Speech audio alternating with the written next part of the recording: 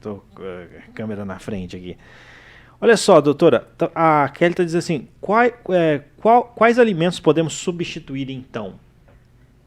Então, esse processo da substituição é super, hiper importante, Certo. né? Uhum. Então, sempre a gente tem que estar, digamos, atento para a gente, porque o que dá saciedade, na verdade, é a proteína. Então, se você não usa a proteína de origem animal, né, você pode usar a proteína de origem vegetal, que está entre os grãos que abrem ao meio, né? Feijão, lentilha, ervilha, grão de bico, amendoim, soja. Então, esses grãos que se partem ao meio, né? Os dicotiledôneos, né?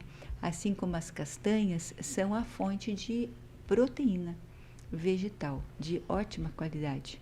Olha só. Então, essa é a substituição, mais ou menos 1/3 da primeira refeição, da segunda refeição, né? A gente deveria estar usando. À noite, já se a gente pesar um pouco na proteína, já é um alimento que demora um pouquinho mais para ser digerido, né?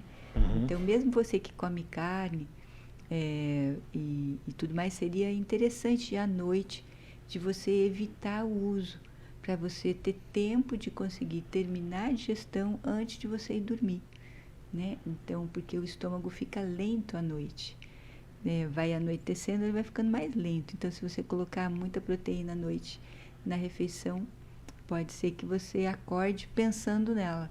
Que foi que eu comi ontem à noite mesmo? Tem esse detalhe, né, doutora? Que daí à noite tem que se preocupar. Porque no caso existem... no caso, as refeições, o ideal é 3 no dia. Sempre a gente pode pensar em relação a isso, assim, né, Altair, que a gente deve seguir a fisiologia. Fisiologia. Né? Aqui a questão não é tanto escolas, né, ou dietas de Atkinson que tira o carboidrato, ou então, mas o que o corpo precisa, né? E o corpo, ele funciona assim bem no nosso estômago. A gente sempre fala isso, né? Meus pacientes, se tiver alguém assistindo, eu falei, lá vem ela. Mas eu sou toda cheia de paramentos no meu consultório, eu já pego tudo quanto é coisa assim e vou mostrando, né? Então, mas realmente o que a gente tem que pensar é como funciona o nosso corpo, né? O nosso estômago se assemelha muito a uma máquina de lavar roupa. É mesmo? Então, ele tem uma ação química, com, né, o suco gástrico, tem ali o ácido clorídrico, e se ele cair aqui numa superfície como dessa bancada aqui, vai fazer buraco e sair fumaça. Ele é fortíssimo. E, então, ele tem uma ação química e motora, né, com o movimento do estômago, né? Então, isso demora 5 horas. Então, quando você come assim, né, com intervalos menores, é como se você abrisse uma máquina de lavar roupa e colocasse lá no processo que estivesse terminando de enxaguar, você coloca uma roupa que você achou pela casa e taca ali na hora, né? Então, ela vai ficar meio sem o processo inicial de lavagem. Ou então, quando está centrifugando, você coloca lá, né? Olha. Então, você perde o processo inicial, né? E de digestão. E isso realmente acaba trazendo algumas dificuldades, né, para a gente. Então, é interessante a gente perceber, compreender, conhecer um pouquinho o que o seu corpo fala, né? E, assim, quando que a gente não precisa de esperar aparecer a fome para comer.